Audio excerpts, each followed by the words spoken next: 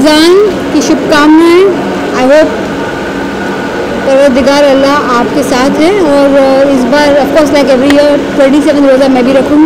वालेकुम वरहमतुल्लाहि। आज की वीडियो का टॉपिक हमारा कुछ अलग है, मुख्तलिफ है, बहुत ही अमेजिंग वीडियो है, बहुत ही इंफॉर्मेटिव वीडियो है नाज़रीन। है कि इस वीडियो में कैसी बातें, कैसे क्वेश्चन हुए हैं, किस तरह खूबसूरत तरीके से डॉक्टर जाकिर ने इतने आंसर दिए हैं।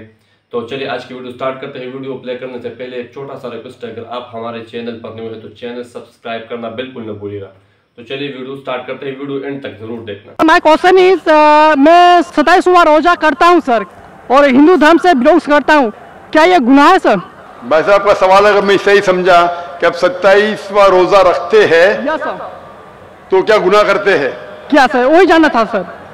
अगर आप के पास ईमान नहीं है, आप नहीं मानते कि खुदा एक है और नहीं मानते कि खुदा के अलावा कोई माबूद नहीं और नहीं मानते कि मोहम्मद सल्लल्लाहु अलैहि वसल्लम पैगंबर है, अगर आप रोजा रखे तो ये फाके के बराबर है। नहीं सर, मैं तो मानता हूँ कि भगवान एक अगर ही आप है। मानते हैं तो अल्हम्दुलिल्लाह, अगर ईमान है और फिर रोजा रखे तो अच्छी बात है, और अगर मुकम्मल ईमान लेके इस्लाम में दाखिल होते तो मेरी दरख्वास्त है कि कोशिश करो कि पूरा महीना रोजा रखे। Okay sir, I will do sir it इंशाल्लाह। आप मानते हैं कि खुदा एक है? Yes sir. आप मानते हैं कि खुदा के अलावा कोई माबूद नहीं? नहीं सर, मैं तो मानता हूँ कि भगवान एक ही है, चाहे वो खुदा हो, भगवान हो, कोई भी। आप मानते हैं कि बुत परस्ती, मूर्ति पूजा गलत है? नहीं सर, ये बात नहीं मानता हूँ सर। आप मानते हैं मूर्ति पूजा गलत है या सही है? सर सही है मेरे हिसाब से। आप मानते हैं मूर्ति पूजा सही है? Yes sir. तो अगर आप मूर्ति पूजा सही है मानते हैं, इस्लाम में मूर्ति पूजा करना गलत है, इस्लाम में गलत है, हिंदुइज्म में गलत है, ईसाईयत में गलत है। अगर आप मूर्ति पूजा मानते, रोजा रखे तो कोई फायदा नहीं, ये फाके के बराबर है।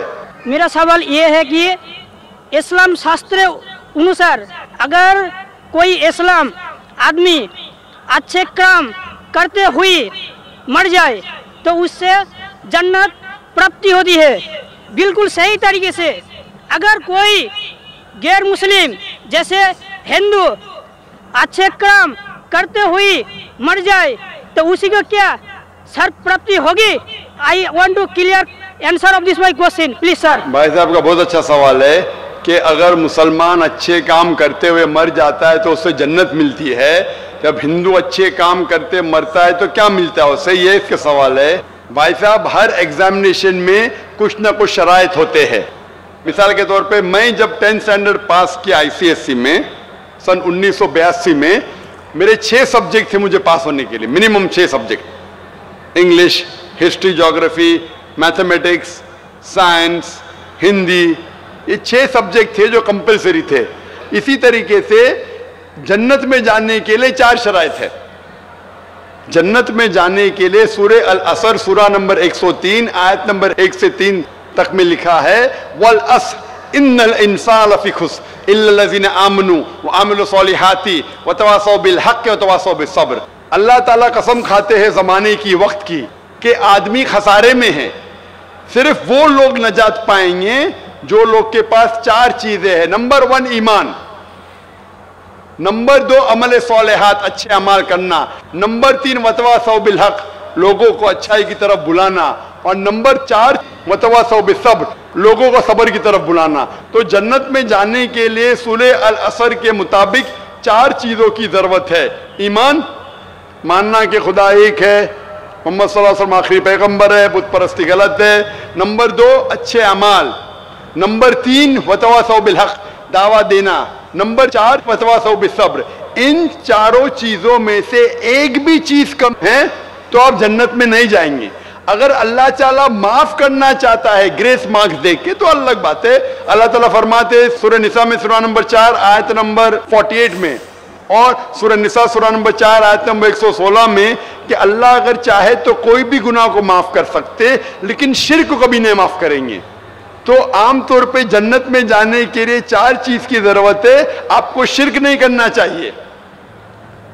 तो अगर एक आदमी को 4 में से 3 चीज में अच्छे मार्क्स मिले, मिसाल के तौर पे मैं 10th स्टैंडर्ड के अंदर 6 सब्जेक्ट में से 5 सब्जेक्ट में 100% मिले मुझे, और एक सब्जेक्ट में मैं फेल हो गया हूं। एक सब्जेक्ट में मिलता है 5 आउट ऑफ 100, तो क्या मैं एग्जामिनेशन में पास होगा भाई साहब? नहीं सर। मैं 10th स्टैंडर्ड पास होगा? नहीं। नहीं, क्यों नहीं? नहीं, लेकिन मुझे 5 में से 100% मिले। नहीं, सब 6 में पास होना चाहिए। 5 में से 100 से 100 मिले तो 6 में पास होना चाहिए। भले सब 6 में 100 में से 50 मिले चलेगा, लेकिन 5 में आपको 100 में से 100 मिले, 1 में फेल हुए तो 10th स्टैंडर्ड फेल। इसीलिए जन्नत में जाने के लिए एक शर्त है कि शिर्क नहीं करना चाहिए। आप समझे? शिर्क नहीं करना चाहिए, उसके अलावा ईमान होना चाहिए, आपके अच्छे अखलाक होना चाहिए, आपको दावा देना चाहिए, सब्र होना चाहिए।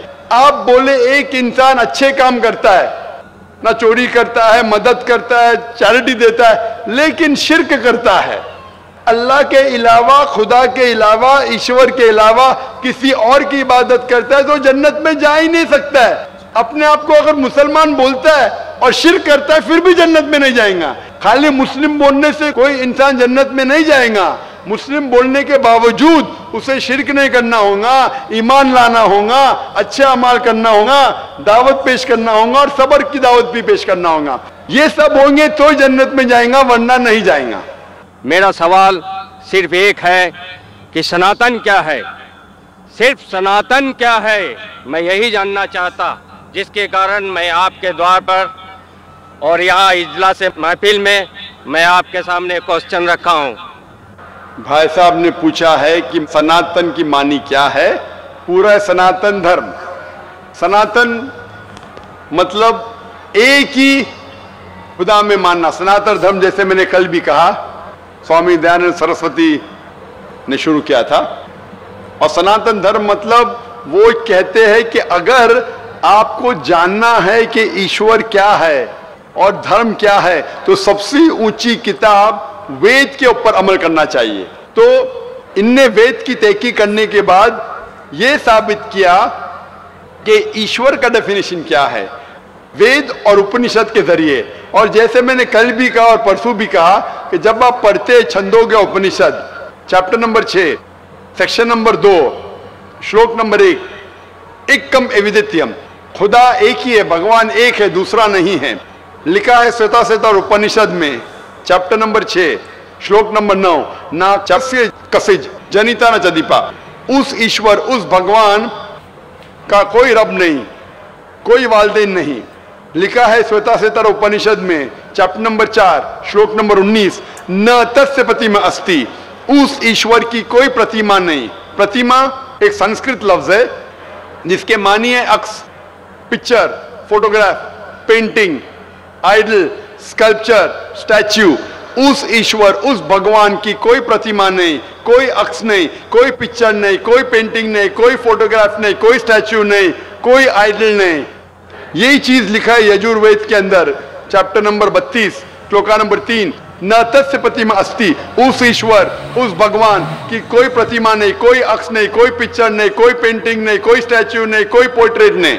ओम ब्राह्म द्वितीया नास्ते नेना नास्ते किंचन, भगवान एक ही है, दूसरा नहीं है, नहीं है, नहीं है, जरा भी नहीं है।